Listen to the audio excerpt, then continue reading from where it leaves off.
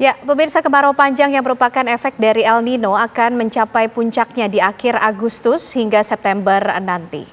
Imbas dari El Nino, sejumlah daerah kesulitan air bersih, pertanian rusak hingga memicu kelaparan.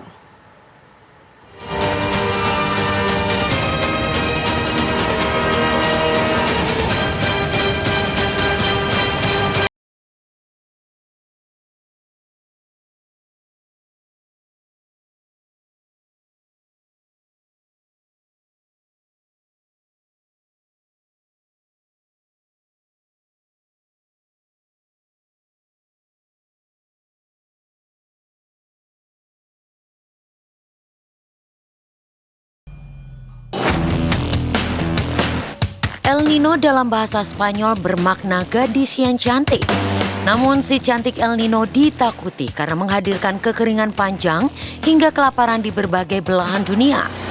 El Nino merupakan fenomena cuaca akibat peningkatan suhu permukaan air di Samudra Pasifik Tengah dan juga Timur. Hal ini menyebabkan fenomena perubahan cuaca global di berbagai negara termasuk Indonesia. Badan Meteorologi, Klimatologi, dan Geofisika memprediksi El Nino akan melanda Indonesia. Walaupun tidak separah negara lainnya, namun harus ada mitigasi atasi kemarau panjang dan kekeringan imbas dari El Nino. Dan memang kalau dilihat secara global, intensitas atau level El Nino di Indonesia ini relatif paling rendah. Kita diuntungkan kan masih punya laut.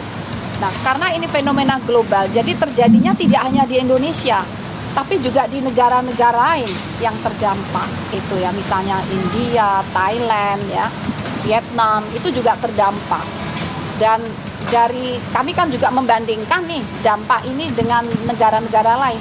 Kita ini levelnya paling rendah, sehingga di negara lain itu akan lebih parah lagi. Nah, jadi nantikan akhirnya bagaimana ketahanan pangan. Meski tidak separah sejumlah negara lain, namun dampak El Nino berupa kekeringan akibat kemarau panjang, krisis pangan hingga kelaparan harus diantisipasi. Tidak hanya memicu kekeringan dan kelaparan, si cantik El Nino juga berpotensi memicu kebakaran hutan di Sumatera dan juga Kalimantan. Ada potensi karhutla, ada. Seperti tahun 2019 kan juga banyak hotspot ya, titik-titik api. Namun insya Allah karena kita menyiapkan sudah bahkan sejak Desember, kita sudah memperkirakan dengan Ibu Menteri LHK, itu sudah menyiapkan TMC sudah dimulai Februari. Ya, kalau memulainya mendadak sudah di saatnya, itu akan lebih sulit. Insya Allah meskipun secara alamiah potensinya kurang lebih seperti tahun 2019, tetapi semoga dengan kesiapan yang lebih, itu semoga tidak separah 2019. Kepala BMKG Dwi Korita Karnawati menyatakan El Nino akan melanda sebagian besar wilayah Indonesia dari Papua hingga Sumatera.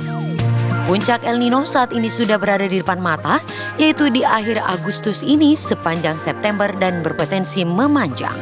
Efek atau impact-nya akan makin terasa, yaitu kekeringan hampir sebagian besar wilayah Indonesia. Nah, kemudian kami prediksi puncak musim kemarau yang kering ini akan terjadi di minggu terakhir Agustus. Bahkan sekarang pertengahan Agustus di beberapa wilayah sudah mulai mengalami puncak ya, tapi kan tidak serempak ya. Berangsur-angsur disusul oleh wilayah-wilayah lainnya, dimulai dari selatan ya, Indonesia bagian selatan ini, mulai dari Sumatera Tengah sampai selatan, Jawa ini seluruhnya, kemudian Bali, Nusa Tenggara, kemudian juga sebagian Papua, kemudian akan bergerak di bulan September, itu masih puncak terutama wilayah-wilayah lain. Kalimantan, Sulawesi ini akan terdampak. Bahkan di Nusa Tenggara diprediksi efek atau dampaknya ini akan bisa berlangsung sampai Desember. Itu di Nusa Tenggara. Nah, jadi memang kalau kita lihat ke lapangan, sungai-sungai kan sudah kelihatan mulai mengering ya. Bantarannya yang biasanya tertutup air ini sudah bisa untuk mungkin sepak bola ya kali ya, atau bermain voli atau apa ya, ini sudah mulai mengering. Kemarau panjang dan kekeringan saat ini mulai terjadi di sejumlah wilayah di Indonesia. Sumur-sumur dan mata air di banyak daerah mulai mengering. Warga yang terdampak harus berjalan kaki demi mendapatkan sumber kehidupan. Sebagian dari mereka mengandalkan bantuan air bersih dari pemerintah, instansi, hingga relawan.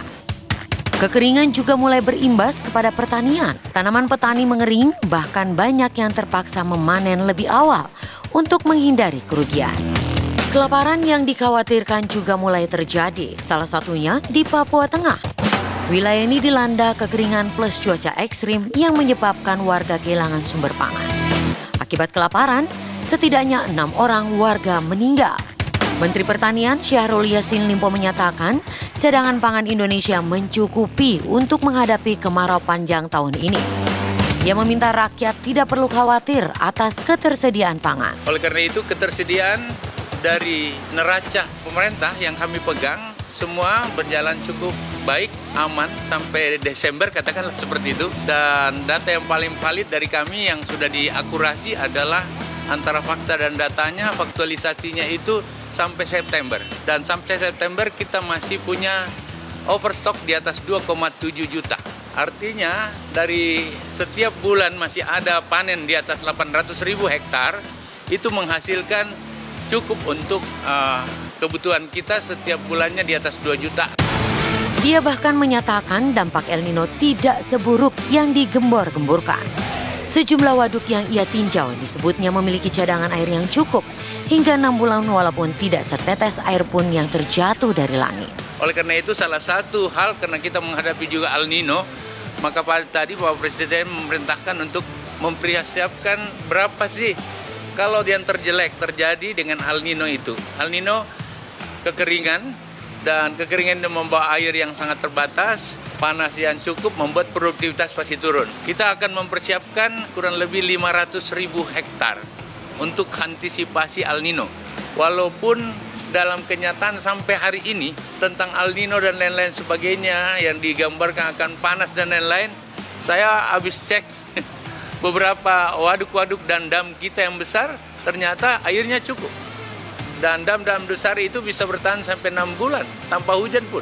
Nah, oleh karena itu kita masih tetap yakin bahwa walaupun El Nino datang, sepanjang semua bupati dan gubernur sama-sama mempunyai niat untuk mempersiapkan diri menghadapi El Nino ini, kita bisa selesaikan. Sebagai negara agraris, Indonesia seharusnya memiliki sumber dan cadangan pangan yang cukup bahkan berlimpah. Namun musibah kelaparan di Papua Tengah menjadi sinyal bahwa dampak El Nino tidak boleh dianggap enteng.